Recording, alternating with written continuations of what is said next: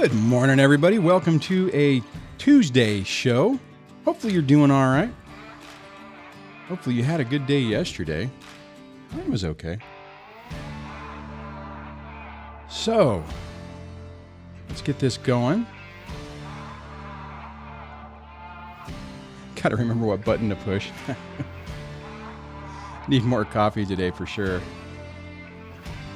Welcome to Break the Cycle with DSD. I am your host, Duane.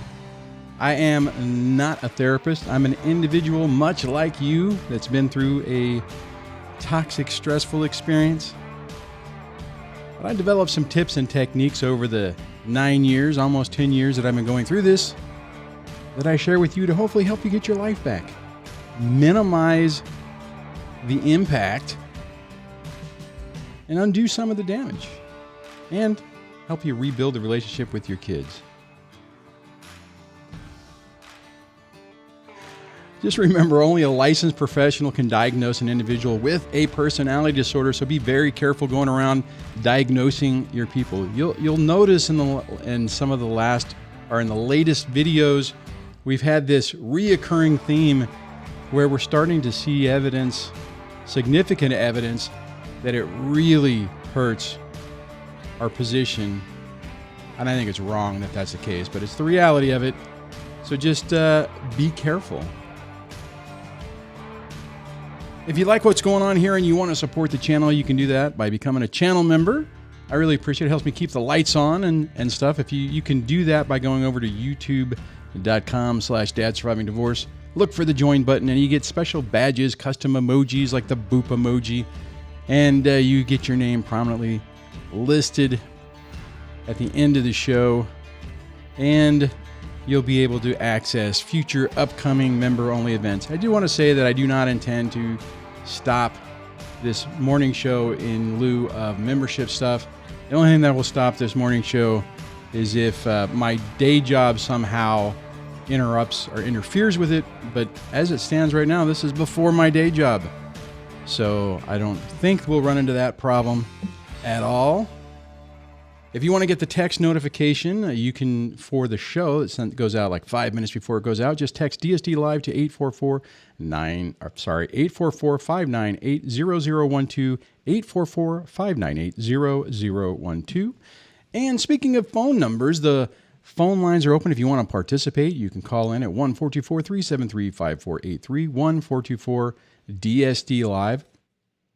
For international callers, I shall remind you that there is a web interface that allows you to get into the show without having to pay international calling. So if you're outside of the United States, or for some reason it's a toll call and you cannot afford it, just scroll on in the description. You will see the link for that. If I remember correctly, it's callinstudios.com/show/DSDLive. And that, my friends, is the normal introduction into the show. You know what? I have a topic for today, but I do have a caller, so I'm going to go ahead and just go to the caller. I normally don't, but I'll do that, and then we'll jump into the topic for today. So area code 917, I'm going to go to you now, and hello and welcome to the show. Hi, how are you? I'm good. How are you doing? It's good. Thank you so much for all your service with this. It's just amazing. We talked before about a month ago, Amy in New York, with this horrible custody case, and so I'm in this awful custody case, emergency custody case. My son had smoked nutmeg, my 14-year-old, and I'll just take 1 second and just debrief you again that my ex-husband tried to blame. Is that 9 months later after this one-off incident, because I got a restraining order against him, my ex-husband tried to get my son to write a statement of concession. He was being solicited for money so my ex-husband lives with a narcissist, psychopathic girlfriend like him, and my children lived there for about a year until I found out that her son, who's the same age as my 14-year-old, was soliciting my son for money for drugs. So he wanted to sell my son marijuana. In the meantime, my son is disabled. He has ADHD, a hearing sensory disorder called misophonia. He has cough tics. He had eye tics. I mean, he's in an IEP, he's in special ed, and takes Vyvanse, Lexapro. You can imagine. And my son smoked a nutmeg cigarette in their basement of their home. Now, nutmeg, I didn't know, you all might want to know, is an abused hallucinogen now among teenagers and among young people, and I didn't know that. Yeah, I didn't anyway, either. CPS was called in. Yeah, it's really big. And so nutmeg often, I'm also a nursing assistant, so nutmeg use often usually ends people up in the ER with all kinds of symptoms, including tachycardia, really fast heart rate, blood pressure drops, serious stomach issues, really serious. In any case, I found out that my ex-husband knew about this, tell me, and the marijuana also. And instead of dealing with this in a normal way, of course, the narcissist is not going to deal with this. He and his girlfriend called me up and screamed at me. And then he began to harass my child for an admission of apology or a confession that all of this was his fault. And in any case, he threw my son under the bus to save his relationship with his girlfriend and was protecting his girlfriend's son. So, of course, my 14-year-old is very depressed now. Oh, yeah. He refused to go back to his home. He, in the meantime, abandoned my 14-year-old and my 11-year-old for the last 7 months. So he sees them for 2 hours, like on a Sunday, and he just left. And he is in touch with them on the phone. He gives my 11-year-old piano lessons because we're all professional musicians. Mm-hmm. But my 11-year-old is devastated. Why? He had them for 10 overnights a month. In any case, he's the most vicious. The reason I'm calling really is because he's the most vicious person in court that has ever lived. Okay. He managed to convince the last judge, I've been in court for 3 years, managed to convince the judge that I might have Munchausen's because I take my kids to the doctor. This is all control. During the marriage, he took care of my kids. They're both asthmatic. They have other health issues. And I lost everything I had to prove myself. And now I'm back in court with him. I got an emergency custody hearing over the lack of communication with the drug use, and he had a restraining order. I don't have money. I would like to get my kids things that they need. I have spent thousands and thousands of dollars in court on my third lawyer now, and I'm considering withdrawing the petition. But Duane, he dropped his lawyer. He wouldn't pay his lawyer, and he wouldn't answer to my lawyer to try to settle. He refuses to settle, and he is now representing himself, and I'm petrified because the judge doesn't know me or my kids. This is a new judge, unfortunately. The old judge who knew my case well, the old judge kicked him out of court. The old judge said to him, "Get out of my court." He knocked down his counter custody petition. This is a new judge who doesn't really care about the drug use. There's a second conference coming up. And I know that my ex-husband is busy writing either a counter custody petition or some scathing reply paper. And I know that unless I go to trial and lose my home to go to trial, because I'll have to bring all the doctors in at $10,000 a doctor and all that, I'm in this crazy situation where I'm up against the wall. So I wanted to talk to you about it. I do have the backing of the therapist, of the doctors. I mean, everyone is behind my son and me. Everyone has been through this with him, all the professionals that care for my kids. But I'm scared to be without a law guardian. So I just wanted to talk to you about, if you've been through this, what your feelings are about this. So thanks for listening. Yeah, no worries. See, it's tough, right? I mean, and I understand the dilemma you're in, and I can relate to it in a lot of ways because I ultimately ran out of money too. So, I mean, it's really,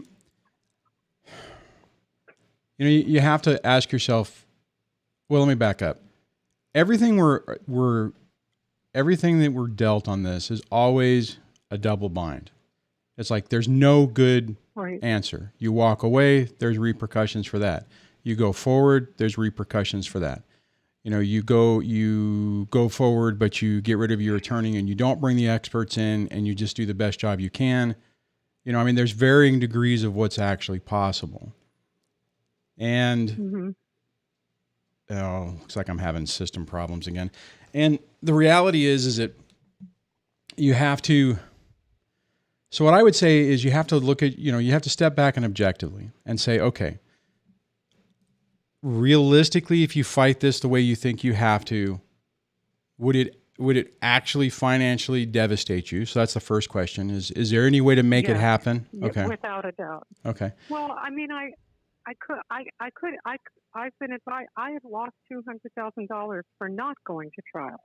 Right. Okay. So since 2018, and every lawyer I've been with said you need a trial, but a trial involves doctors because he's a medical denier, and he's put my kid's medical neglect.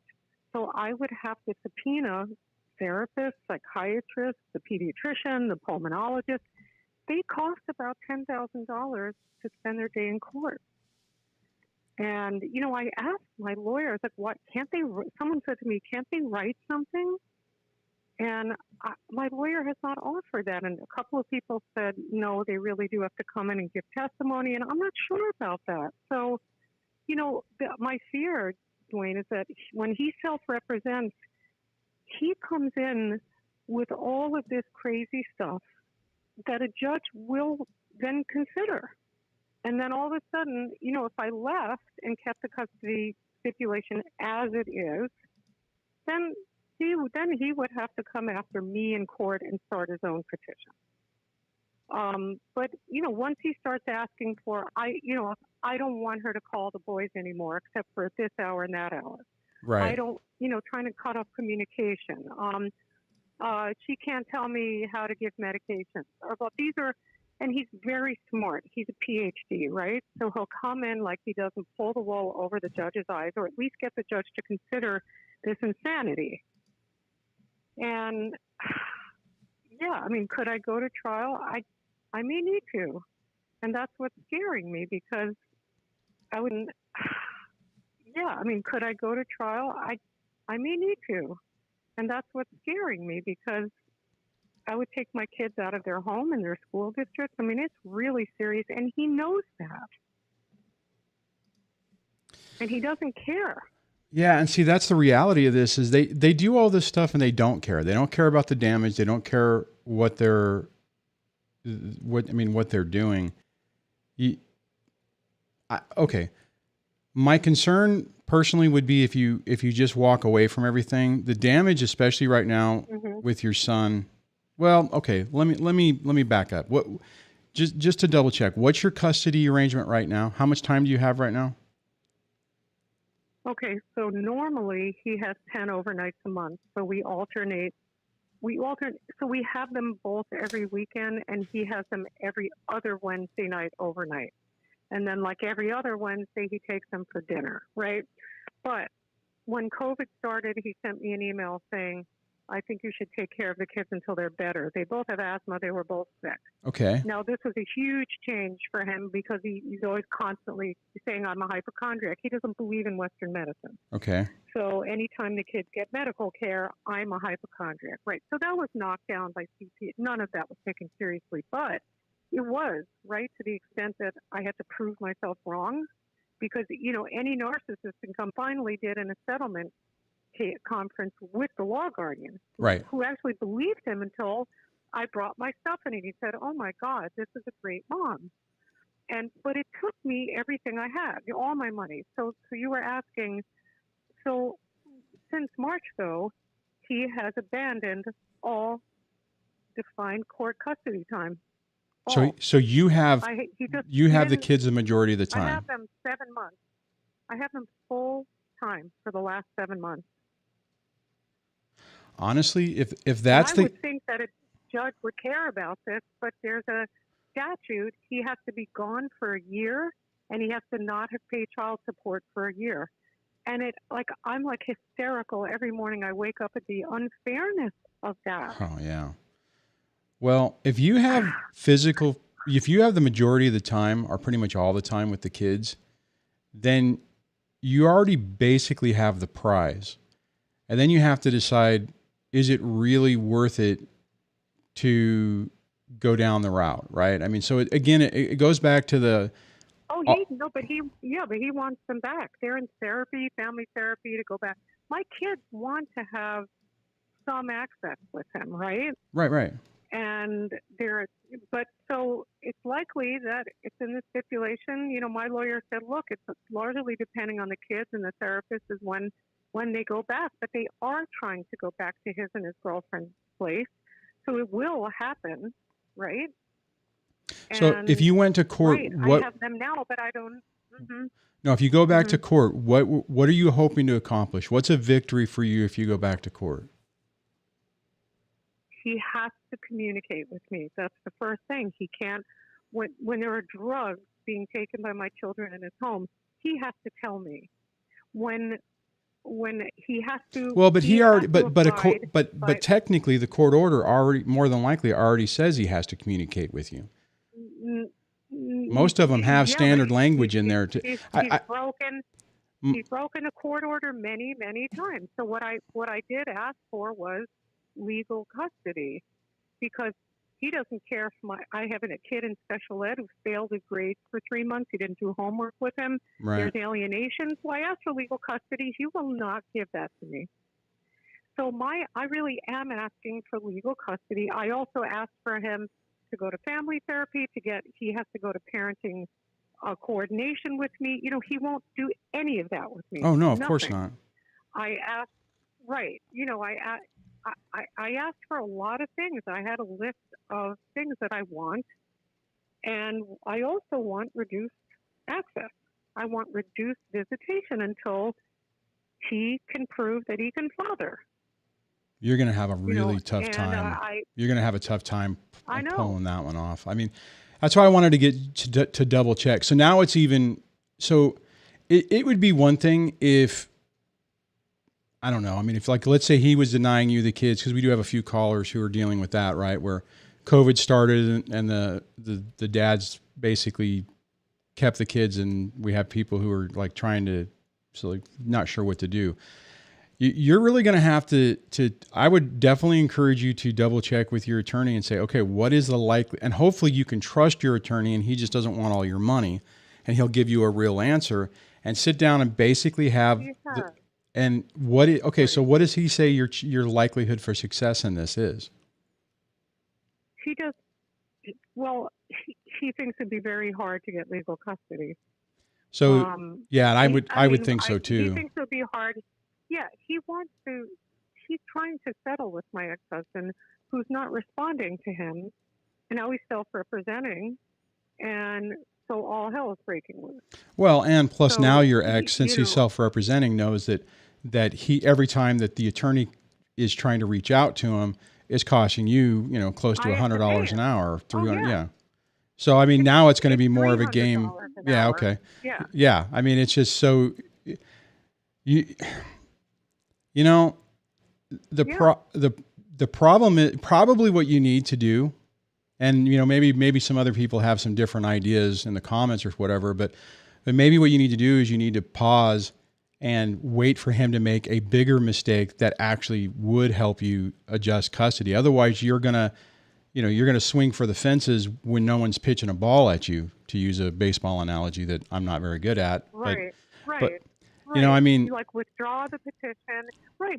You're right. Thank you so much, because my feeling is, but the point is that he has such a serious history of medical neglect. I mean, taking antibiotics away from a very badly infected child. We're talking about. But you've already litigated. You've already used that, and it didn't work, right? You've already that was the previous time where you went to court. Right, I didn't get custody, and CPS does not care unless there are broken bones or the kids are burned. Then I hate to say it, you are better off waiting, because you are going to dump all this money on, you might as well go put $200,000 on the roulette table. Right. You know, I mean, it's just, Right. you know, when I often talk about, because yeah, the judge, the judge could make worse decisions for my kids.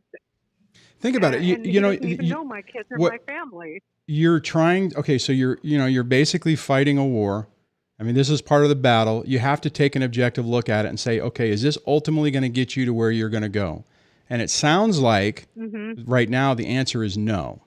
So you would be better off keeping your resources and waiting for something that really helps. Now, the sad part is the reality is that for something to really happen, something is really going to happen, right? And it's a terrible position for us to be put into. That's the problem. But do you spend all your resources now, send all your resources into battle now, get them wiped out, and then later, whenever it's even more serious, you don't have any resources to fight?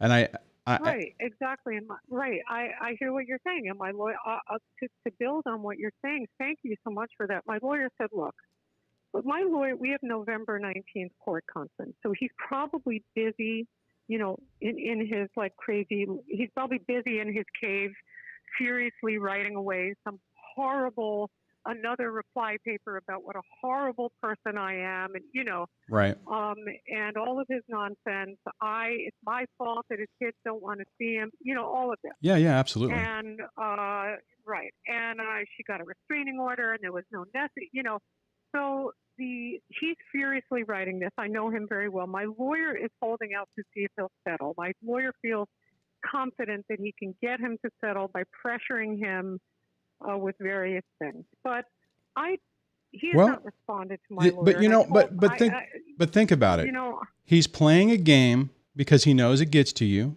He probably knows you're completely losing your mind right now. He knows that you are hyper focused on the kids, as we all should be, and he's playing you. So use that part to your advantage. If he can think it, let him think it, right? And if you, but I'm not showing it to him. Yeah. But I would, you know, and what I would do is have your lawyer still try to leverage a settlement, but in the back of your mind, just say, you know what, now you're kind of bluffing, right? Because it sounds like right now with what you have, if you went back to court, unless you had an extra, you know, $500,000 to bring more experts in, and even then, it sounds like there's already been the precedent set that for whatever reason, nobody is really believing you're yelling fire and nobody's seeing the smoke and nobody's seeing the flames. So you have to readjust your approach. They happen, because the court sees cases that they don't think about suicide. They don't think about the level of depression of the child. And also you have to have a fact-finding hearing to show these things. And it's crazy. Yeah, I would say you're probably better off focusing on building the best stable environment for your kids when they're with you, which it sounds like right now, so most of the time. Get them the help that they need. I know, I had a son on IEP. I understand that adds a whole other layer of complexity into it, and just pivot your focus to that. Right. Because see, here's your next best thing. The next best thing would be when your kids get to an age to where their voice is heard. And if they are saying, maybe not. 14 and 11. Yeah. Maybe if they're not even saying it to, where do they want, do they say where they want to stay? Yeah. They have already talked to my 14-year-old will not go back to the girlfriend's house yet. He would like to at some point reunite with his father. His father has a vacant apartment 10 minutes from here, and he won't have my son over because he's punishing my son for talking. Right? You know what? Telling the truth. What I would say is, I think you're approaching this the wrong way. You want, and I get it, right? Because we want these people to be held accountable for their actions and for there to be consequences. And like you said at the beginning of your call, this crap is very unfair. It's not right. It's just messed up. The thing is that if you have the kids the majority of the time, you focus on that. And if your ex, it sounds like he's one of those typical ones that is in self-destruct mode and is destroying his relationship with his kids all on his own, You're not having to help. Yeah. If you just get out of his way and let him do it. And the problem is that Right. the court thing, I think, just confuses it and it gives him cover, right? I mean, so he's able to spin it. He's able to spin it in court Right. to hurt your credibility. And he's probably he's probably also using that with the kids and stuff. But with him, with the crap that he's doing with his girlfriend and stuff, just let him implode on himself and save your resources for when it's super serious. And I mean, I know, Right. I mean, I'm assuming from what you were saying, what did you call it? The almond, whatever he was taking, it's not is it illegal to take that where you're at? It's not considered a street drug, no, but Yeah, right, but it's a hallucinogen, it's very serious. No, I get it, right? I mean, my son wasn't he wasn't taking a juvenile court or anything. He had drug counseling. Social services came and drug tested him. Of course, he was negative. It was a one-time look, kids experiment. I smoked pot throughout my whole teens. So I mean, and that's the thing. So you just got to be more. You got to be more strategic in what you take. I mean, not what you take. I mean the approach you take, because what happens oftentimes is. No, I mean, I hear you. And it's. I mean, it's tough, right? I understand what you're saying. It's so hard. Oh, yeah. I try. I really can relate. I know. I watch your show every day. I know, and that's why I'm calling you, because you're so amazing with this stuff. And what I did before I put in my last petition in March for emergency temporary custody was, anytime something came up, I had the doctor call him. Like, if he didn't treat my kids for their asthma, the pulmonologist called, and she said to me, "Do you want to call CPS?" And I said, "I'd rather have you force him to give the medication." And she did. I just now my son has told his pediatrician in the last few months, "I don't want to be at my father's house. He doesn't give me medical care." So I have that on file. And if I need to, I will tell him that, right? Now, I don't think I should do that, but she is behind my son even more than she was before. So, she has defended my son's medical care, and I have a lot of clinicians behind me protecting them. So that's good. The school knows what's happening. New psychiatrist knows what's happening. Everyone is on board for my son, right? So I've been saying to my lawyer, like you're saying, look, let's withdraw and take it one situation at a time. I can always go to court to file a motion for A, B, or C without filing for custody. Right. Yeah. Yeah, I think that's I think that's probably a better approach. So, but I understand your dilemma, and I know we're going to have to wrap this up here in a minute. But I understand your dilemma because we feel that our kids' well-being and or lives are at stake, and we feel helpless to force the other person to be a decent human being, and it's the most frustrating thing. And I mean, I had similar experiences in my own situation, and it's just you feel helpless. But you're not helpless. You do have recourses, and it sounds like in a lot of ways you are winning with your kids. And I would just keep your resources close and build a better. Let me try that again. Build a better story to fight your case when you're ready. And it doesn't sound like you are right now. So. Well, no, I mean, I'd rather, I know you have to wrap it up. I hear what you're saying. Just give them what they need, go from the positive, like give them what they need in their lives rather than dealing with this whole, I also think, I think these people get a lot of attention when you bring them to court. Oh, absolutely. It's their playground. I think you love this. And if he's, representing himself and it's not hurting him financially anymore, he gets to play the game. He gets to run you through the ringer, and he gets to try to financially ruin you. I mean, it's a win-win-win for him. Right. So, which financially ruins his kids. He doesn't care. Even have the money to take care of the But kids. the thing is that people like this don't give a rat's ass about anything other than winning. If they hurt you, they hurt the kids, they hurt their future. It doesn't matter. It doesn't matter. They don't think about that. It doesn't matter. So, so you got to be, So, you got, and it's so easy to get wrapped up into this to where you're trying to fight it and you get, in that stress and that, oh my God, I have to do something. And you're just, you're basically, launching missiles, so to speak, trying to hit the target, but you're not being strategic in what you're doing. And it's just flailing around. Right. So, Right. and it sounds like your attorney sees this and he's trying to give you some advice. I think he's wonderful. Yeah. He's wonderful. He's not just taking my money. No, he's good. Thank you so much for listening. And thank you. Yeah, no worries. I'm so glad we talked. And so do I hang up and watch the rest of the show? Or Absolutely. Don't go away. Okay. Thanks for calling. Oh, okay. Okay. Thank All right. you. Okay. All right. Bye. All right. Sorry about the technical issues. I think I got them resolved. It's so, it's kind of interesting because I'm going to roll into the topic. Actually, I'll look at the comments first, but I just want to say that, what I was going to basically title this video before is that they follow the same playbook, because I'm kind of dealing with the same shenanigans that have been ongoing for years. I'm still dealing with stuff.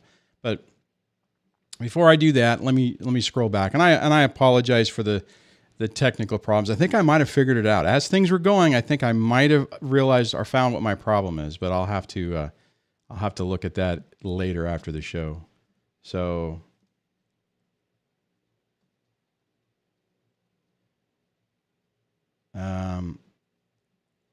let's see here. So now let me see if moderator Debbie has sent me anything.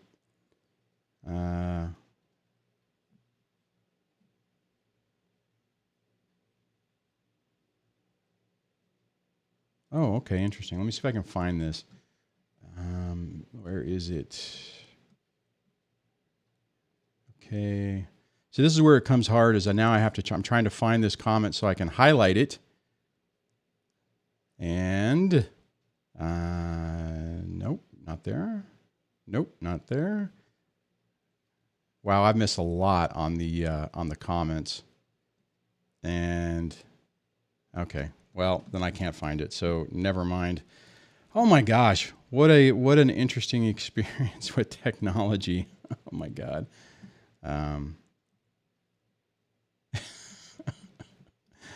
The Wise Chat Manager says, DSD, shenanigans should be said in a fake Irish accent.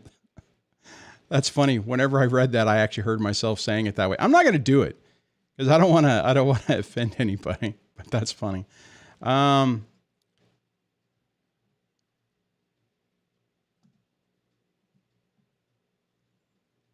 Yeah. Okay. Anyways. All right. So, man, odd show. I apologize. Not for the caller, just for me being distracted with the technology thing. I think it was a good discussion, though. And actually, let me pause on that for a moment. This really goes back to the common thing I generally say, which is you have to really think about your battles. You got to pick your battles and look at, is it really worth it? It is not straightforward fighting with a narcissistic person. They squirm around. They are, they're slimy and slippery. It's like trying to hold goo in your hand. It just slips through your fingers and there's nothing really to catch onto. And they have an incredible ability to deflect and play this game. Plus they love it. They love the attention. They love the whole thing about it. Even if they lose, it's a victory because they're not necessarily fighting for anything that's really important to them. They're just fighting to fight. Once you understand that, then you can really take a pause and say, okay, what can I legitimately expect to get in a fight, in a legal battle? Once then you look at that and then you have to decide, is it really worth it? And I think a lot of times it's not. We really have to have our cases completely lined up, all the evidence laid out, and be in a situation to where it's like, I have no other choice except to take this to court. For me, that would be time. If all of a sudden, my next visitation, I hate that word. My next parenting time comes around, and if the ex is like, I've decided that it's dangerous for the kids to be with you, and I'm not letting them come back. That would be a situation where I'd be like, okay, you know what? I need to push this. Now, potentially, if that was the case, and I was also getting the kids saying, I hate you, I don't want to be around you, and I'm dealing with, like in my situation, 15-year-old, maybe 16 or 17, you really have to look at it and say, okay, is this really a fight I want to have? Is this a fight that's worth fighting? Is it better to find a different battlefield to play this out on? It's tough. It is really tough. All right, let's see. Shane says they're fighting to win and to hurt us in any way they can. Right. But see, Shane, the thing is that's the win. Even if they lose, quote unquote, what they're trying to win in court, if they've hurt us or they've financially ruined us or they've caused us pain, they consider that a victory. They consider that a win. So again, I think you really have to look at what exactly is going on and what you hope to accomplish. For instance, that's the reason why I haven't taken the ex back to court to lower child support now that she's working. It's because when I look at it, I think there's a path of victory, like just on the facts, just on, the way things are, all things being equal. I think that I would, if I went into court and nothing else came up, I would win. However, I know my ex, she's not going to just sit by and let it happen. She's going to attack the kids. She's going to screw with them. So in my decision matrix, I'm looking at it and saying, okay, $300 to $600 a month. I haven't looked recently to see what it is, but I think it's around that level. That would be helpful. It would be helpful. But is it worth it to risk my youngest, even my oldest, my kids getting dragged into the middle of this?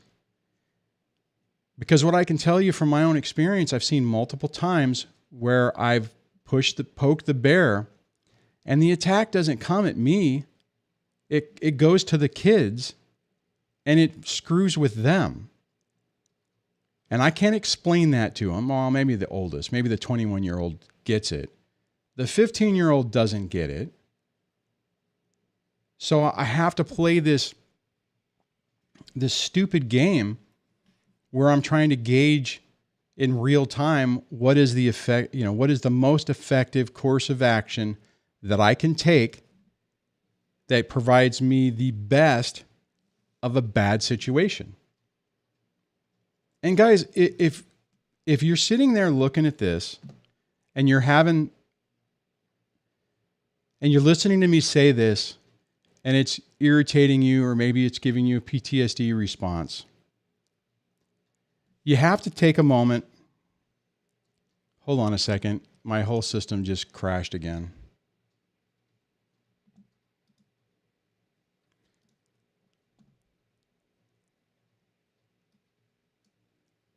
Man, I hate this when this does this, because then I have to figure out which one. Okay, so that one was the worky one. That one's the not worky one. Let me stop that. Come on. Jeez. Oh my God, what a pain. Hold on. Dealing with stupidness again. There we go. All right. God, sorry about that. I'm testing a beta out, and it's complicated. Anyways, I digress. Let me see if that made sense. Let's see. Yeah, I'm definitely missing some of the stuff that's going on in the comments. So John says, DSC, I've not seen an attorney solve anything for anyone. I don't blame you for not getting child support reduced. Yeah, you know, I mean, even when I talked to my attorney, last time, I haven't talked to my attorney in a few years. And the last time we were looking at stuff, I mean, at least he was honest. He's like, I think you could, and I was trying to think, I might have been wanting to try to reduce support. And he looked at the numbers and he said, there's like a 50-50 chance that you'll win on this. You may not, because I don't see it getting raised with the way the numbers are. It would probably be the same, but it'll probably cost you $5,000 to $6,000 to try this, and you may get nailed with her costs. So it could cost you 10 grand. And it was like, he's just like, man, if you want to do it, we'll do it, but it just seems like not a really good return on investment. And I get it. There's a period of time where I would have absolutely anything I could do. I mean, if I had the choice between letting the ex have 10 grand or burning it in a fireplace or giving it to an attorney, I would have given it to an attorney just because I didn't want her to get anything. And but there's more to it than just the cost of the number cost. There's also the emotional cost. There's also the cost to our sanity, our security, our emotional well-being. And that is, in my mind, what I've learned is that is so much more valuable than the monetary cost. That's why I can sit here and know that the ex is getting more than she deserves, more than she's entitled to, and I don't care. Actually, I was talking to my son about something the other day, and well, remember, he's 21 years old, so that changes the dynamic a little bit. But I was just saying, effectively, well, and partly it was because he's like, I don't get it. It's in the middle of COVID. His mom and one of his sisters will go into town and spend all day and just go shopping. And I'm like, dude, because she's working now, she's making as much as I was giving her before. So she's got a lot of money. So, it doesn't surprise me that the shopping sprees have recommenced. It is what it is. And I think the nice part about it is when I was talking about that, I realized that it wasn't affecting me anymore. I didn't get angry. I didn't get bitter. I didn't get, all frustrated. It's just like, it is what it is. And I'm focused on the long term. I'm focused on, I need to get my loans paid off. I need to keep my head above water, which I'm doing. I'm paddling. I'm dog paddling. It'd be nice if the channel would grow. Anyways, but that's what I'm focused on. It's like, okay, how do I serve my prison sentence, get through the next phase of my life, and extract myself from this situation? I have a plan that is a multi-tiered plan. I have a ton of money that are being paid to consolidation loans for the last 9 years of mistakes. All of those should be due's not the right word. All those should be complete within the next 2 to 3.5 years. And that's a big chunk of change that's going to be put right back in my pocket. Right in the middle of that, my youngest is no longer covered under the family court system. So that gigantic check that's going for that stops. And it's like, okay, if I can stay healthy and sane and calm for 3 to 4 more years, things will turn around. I'll have more financial breathing room. I'll be in a better position. And that's what I'm focusing on. I'm focusing on minimizing the damage that this person causes me and our kids as much as possible and to try to get as far away emotionally, if I could do it physically, that I can throughout this process. It's just crazy.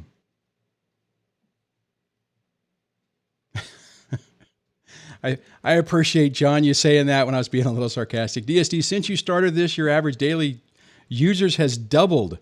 It will increase, but will take time. Why, thank you, John. I appreciate that.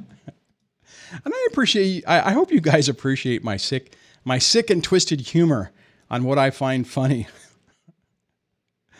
Let's see here. I think I might have a caller. I'm going to try to do this without imploding everything.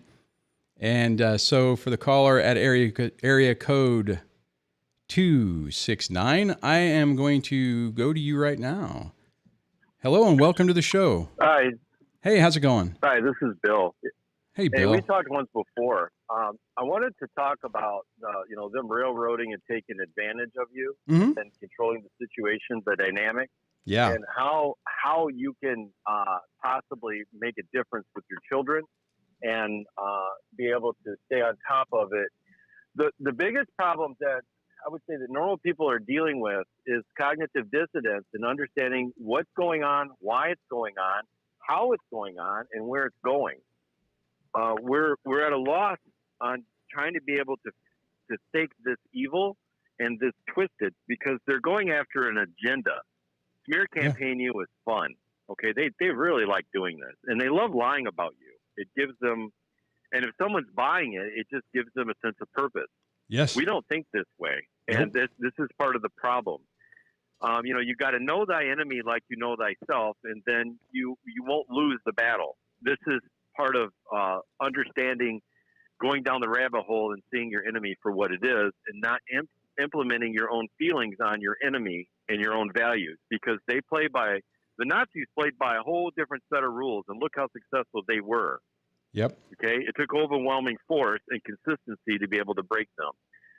With what I'm saying, in the best interest of the laws in your state where you are, Google them, research them, and go through them and learn them like the Bible. Understand where you've got the leverage in the courtroom to be able to make a judge own it. If you don't show the judge in print and give him an example, you're going to have to educate the judge to play ball.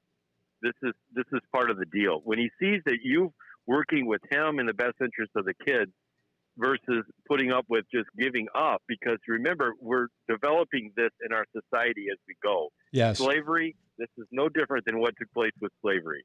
We are slaves to these people, and they're getting away with making us, like you said, do your time, put us in bondage. So if you can get a parental alienation expert, it's expensive. Yeah. If you could get in with the some type of paralegal, there's groups of paralegals that communicate and talk, and there's college kids that do research into this. If you can get into one of those groups to be able to help problem solve, get the information to the courtroom, to be able to file, be your own advocate in front of the judge, go to the courtroom, sit in the courtroom, watch the judge, learn his personality, his quirks, what he likes, what he doesn't like. Yeah. Document your proof. You need overwhelming leverage on your cluster B that you're dealing with. I want to say that they have, they're consistent. There's patterns to them. If you can show the court the patterns, then you're going to have a lot stronger case. They're going to lie. Okay, now this lying, we normal people can't grip this volume of lying. Right. I've got my 11-year-old son is gaslit, and he won't listen to anything I say. She sabotages everything. My daughter is 5. My daughter told me last week that she goes to the children's psychologist. They both do. They both lie and say that I abuse them, and they make up. She makes up stories and has the children tell them, and then the kids are punished if they don't do this, and they're rewarded if they do. Now, This has been going on for a year and a half. So what I'm trying to say is that the deceitfulness, who would think of doing this to a kid, right? This is just absolutely nobody. horrible. Right. So nobody. but I found out this is why the children's psychologist won't talk to me or won't see me. I can't take the children. I asked the children's psychologist, can I take the kids to the month of October if I'm having all these problems? But I've got no response. Right. So you cannot be defensive with these people. You have to be offensive. You have to understand how to do this. When I call her out and send her attorney the letter that I know that you're making making the kids lie. I know that you're causing this dynamic. I know that you're making a mess of it. In the best interest of the children, I want to take them to a specialist in high conflict divorce. I want to be able to take the children myself because you sabotage it. You've told the children's psychologist's office that I had supervised visitations with Child Protective Services. There's no case number. There's no worker's name. There's no record of this. The judge never ordered it. But yet you told them this. I have no credibility with them, and you're making the children lie for you. And I'm going to call her out. She is going to react. Oh, yeah, absolutely. Well, the last time I did this, last month at the beginning of the month, she filed a PPO on me because I called her out and told her to fix the lie at the children's psychologist's office, which she did not. So we're going to go to court over the PPO coming up. And it's all about parental alienation and projection. So if you learn the best interest of the child act in your state where you are, there's going to be a lot more cases that's in there from people that you'll be able to pull examples out of, and you can see the patterns of who did what, and you're able to use that information. You have to attack their weaknesses and call them out on it. That's their lie. But you have to have irrefutable proof that this is going on. And she will bait you or he will bait you and make you look stupid. They will create a situation and hope you jump on it so that there's no proof to back it up. So they can say that you're falsely accusing them. Absolutely. But I've got the psychologist off because it's abuse by proxy is what that's called. I've got the psychologist's office not answering me. And then when my daughter explained to me that she feels sad because she lies about me to everybody because she's made to, it all made perfect sense. It felt like dominoes in my head. And I contemplated it. I waited. I was thinking of how's the best way to use this. I've got the court coming up on the 22nd, so I'll be able to use it in the courtroom that I've asked her to cooperate. Let's go to somebody new that you've sabotaged it. Let's move on. I'm communicating. I'm trying. I'm doing this stuff. I'm going to show this to the judge. And, of course, she won't answer it. And then I'm also educating her attorney on what's going on because, they don't tell their attorneys the whole truth. Oh, no, absolutely not. Because they're going to lie to them like.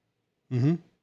So what I'm trying to say is that you don't want to be victimized by these people, but we don't know. We're learning as we go to be able to move forward because like you said, the attorneys aren't able to help. Well, the reason is that they haven't been victimized by these people. And when they were, they didn't understand what was going on.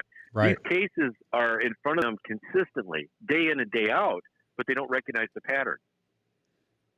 And then our children suffer. Our children are abused. They go to. My son is failing school. This is pathetic. Which is all common. And the sad part is that your ex is going to spin that it's you. It's the abuse that you're doing that's causing it. Yeah. No, but man, you've outlined out. I mean, you hit some really key points on this.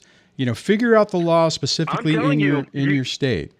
Itemize your list. I mean, basically focus on those things to really build your case so that the people who are important can see what you're trying to say in terms that they understand. And until you do that, you're screaming into the wind.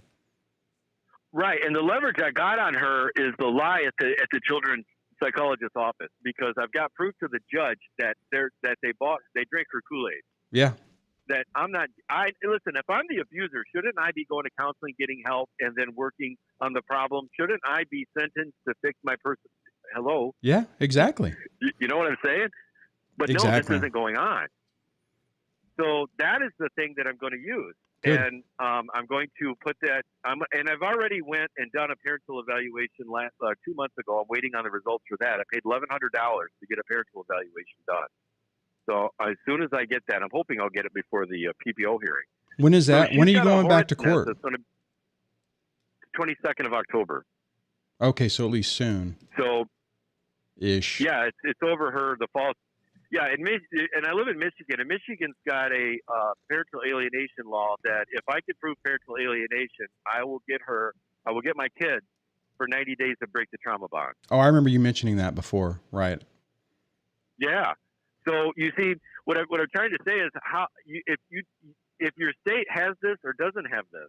Mm-hmm. I mean, I was lucky that I was able to pay my attorney a parental alienation expert that's friends with Linda Gottlieb and Amy Baker. Right. And he was on the board.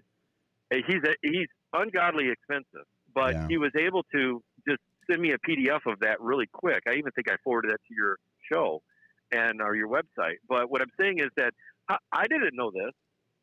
I didn't realize that was there. And the judge, my attorney said, we're going to have to educate the judge in the courtroom on this topic. Absolutely. Man, thanks for sharing that. I really appreciate it. That was some really great information. Okay. So, well, I don't want to dominate everything, but what I'm trying to do is say that you cannot be a victim. If you're going to stay in the victim mode, they're going to keep victimizing you. Yeah, true. And it's you have to approach it the right way. I mean, we have to learn how to help ourselves. Yeah. I mean, we shouldn't have to, but we have to. We're looking outside. Everybody's listening to YouTube, or we're going there. We're reading books, but we're not able to. The strength comes from within us to figure out and use our best judgment on what we should do and what we shouldn't. And because they've distorted that so well, and we're consistently being bombarded with "you're the bad person," and our empathy causes us to self-reflect and go, "Did I do this? Am I that bad? Am I exactly?" And that's our Achilles heel. We have to learn how to use our empathy strategically, when to turn it on and turn it off. Right. All right, I'm going to have to cut you off there because we're about out of time. Okay, thank you. Thanks. Guys, I think the reoccurring theme that we've seen over the last week and this week, and I know, and technically I've been saying this for a really long time, is it's our presentation, how we put the information out there that really is critical. Most people don't speak our language or our collected experience. They're going through looking at things, and if we are not effectively communicating, we have to stop, like the last caller was talking about, or what basically he was saying, and find a different approach. Basically learning the rules of the game for your particular area so you understand what you're dealing with. Focusing your approach on the criteria that the state uses to make their determinations makes it easier.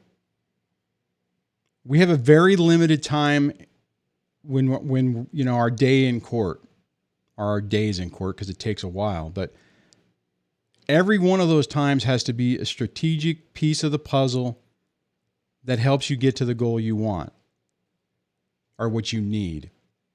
And if you're dealing in a situation like this and you're not able, and it's not working, you have to try something different. These people enjoy the chaos. They enjoy keeping this game going on and on and on. It's an imperative for us to learn the rules of what we're dealing with, change our strategy to be the most effective that we possibly can.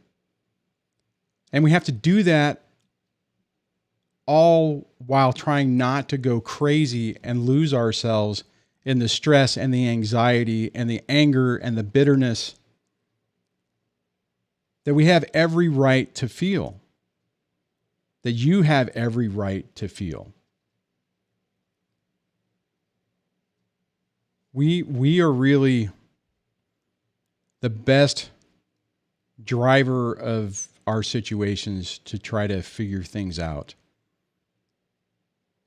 And it's sad that we have to resort to YouTube channels and books and information that we can grab from wherever we can to build our arsenal, so to speak, to be able to effectively do that. And on that, apologize for all the problems today, but it looks like I was able to do it without destroying the show, so that's good.